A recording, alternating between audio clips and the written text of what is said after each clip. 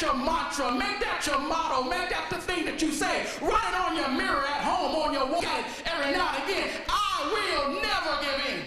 I will never give up. You need that to make it in this life. See, it goes back to an old biblical process called sowing and reaping. See, sowing is what you put into the ground, reaping is what you pull out. See, it's this thing called, if you sow a thought, you reap an action. If you sow an action, you reap a habit. If you sow a habit, you reap a character. If you sow a character, you reap your ultimate destiny. Oh. I know, it went right over your head. He said, whatever I think about, when I sow my thought, is what I do. I think about it, then I do it. Whatever I do becomes my habit. It says if you do something 7 times, it accesses short-term memory. You do something 21 times, it accesses long-term memory. Whatever I think, I do, it becomes my habit. My habits are what I'm known by. People know my character because I do, not because of what I say. And now what I do becomes my ultimate destiny. Whatever I think on is what I do. Whatever I do becomes my habit. And my habit becomes who I am. Think on your dream. Think on your vision. Allow that to be the action that will motivate you and keep you. It said that they would sit back, these 95-year-olds, and reflect more, think deeply. They also said that they would risk more. Step out on faith.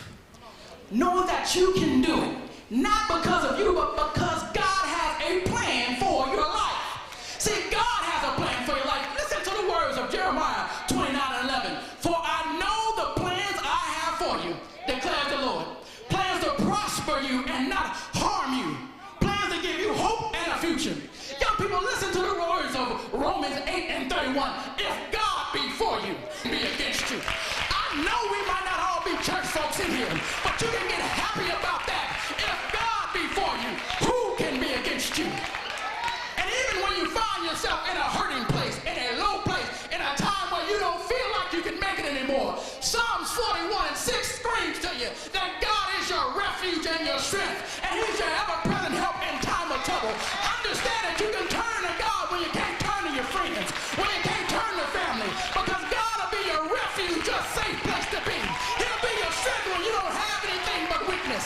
He'll be your ever-present help whenever trouble comes knocking on your door. I need you to feel me on this today. I need you to feel this and get this inside of you.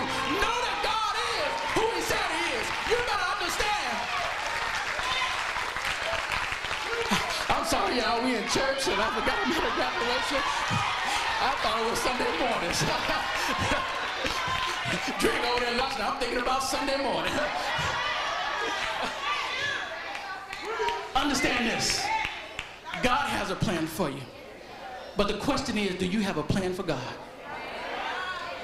We live in a godless generation. Those who are falling away from God and the things of God. Church is not honored on Sunday. It's not honored in our life. You need to allow God to reign supreme in your life.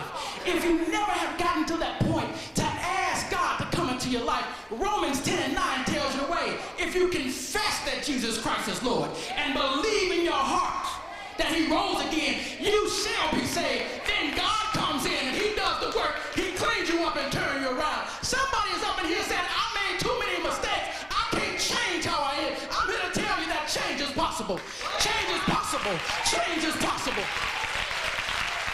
Change occurs when one of three things happen. When you hurt enough that you gotta change.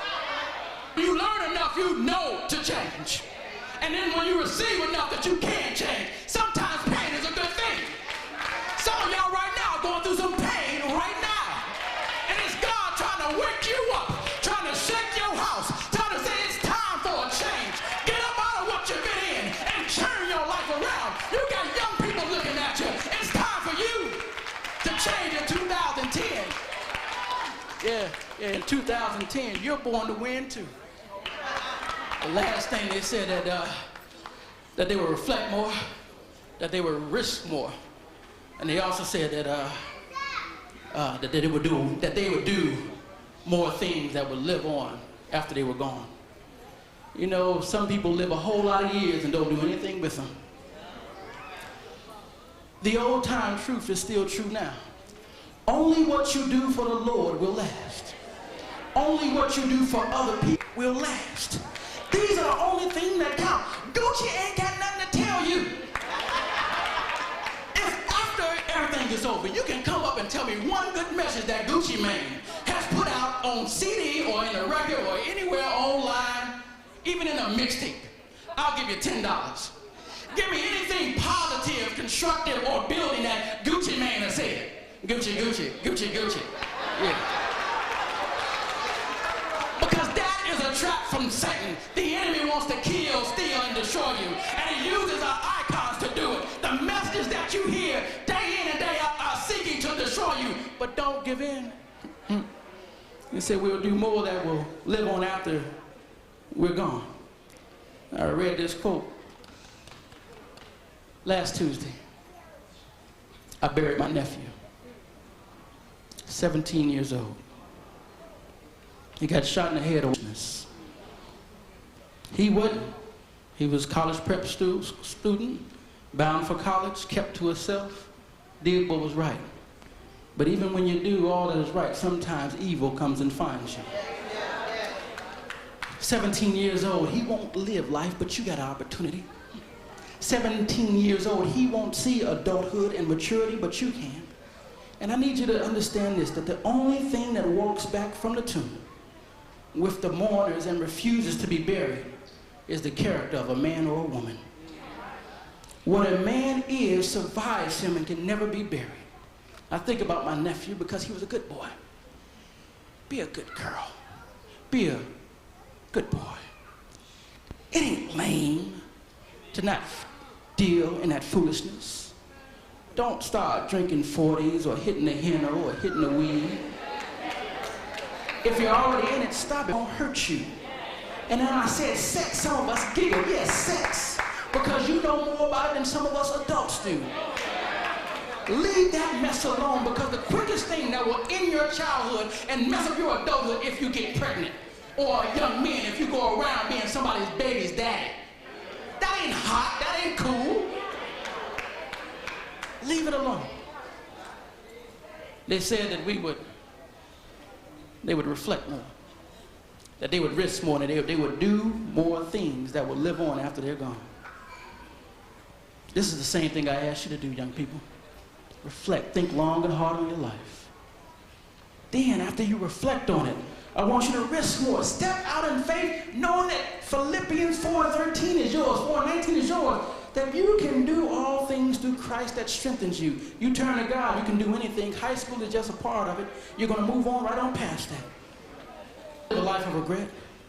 Give yourself options. The worst thing in the world, if you're 21, 25, and you don't have any options in life because you fell out of school, because you didn't get involved in stuff that took you out. Give yourself options. Live out the legacy you want to live right now. See, Mr. Drink is a master of mathematics teaching. And often he would give you formulas, which I know all of you have gotten, and made the complex simple. Well, I want to give you a personal formula for success. A personal formula for success. See, our theme today is Born to Win 2010. But I want you not to think about 2010 because I already alluded to it. I need you to get some numbers in your mind. 10 plus 14 plus 18 equals my success. Say 10. Everybody repeat after me. 10 plus 14 plus 18 equals my success.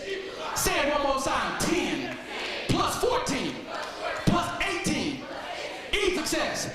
See, some of y'all ain't figured out what that is yet.